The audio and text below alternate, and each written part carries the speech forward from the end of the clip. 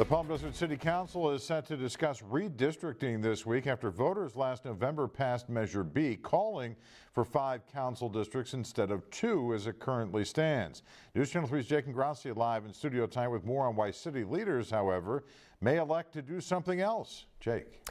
And John, despite the majority of voters last November supporting those 5 council districts, the City Council has not committed to that approach, and new documents are now showing that several other redistricting options will be considered. The voters said 5.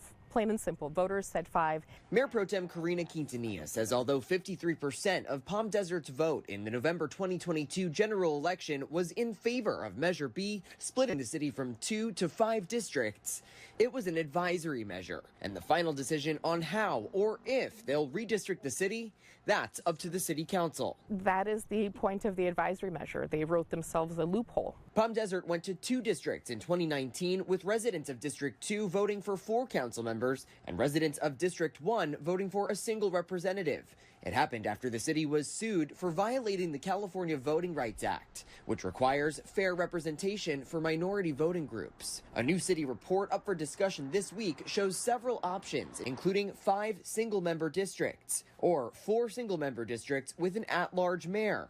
They could even stay with the current 2 districts. Quintanilla, who is the sole representative for Central Palm Desert's District 1, says there are areas of the city that don't have a dedicated representative right now, including parts of North Palm Desert, where hundreds of homes are being built. The residents have very different needs, and they're in favor of getting districts because they feel a little bit left out from the focus of Palm Desert. She says current council members live in a concentrated area, and she believes that's affecting their decision on redistricting. I think that's why they've been fighting so hard against it, because it would impact their ability to stay on council or be able to run once again. Quintanilla is on a redistricting subcommittee with Councilmember Jan Harnick, who has told News Channel 3 she does not support more districts. I really support us being together as one community, and it's unfortunate that there are 2 districts now. However, Harnick said last year she was in favor of putting the issue to voters to decide.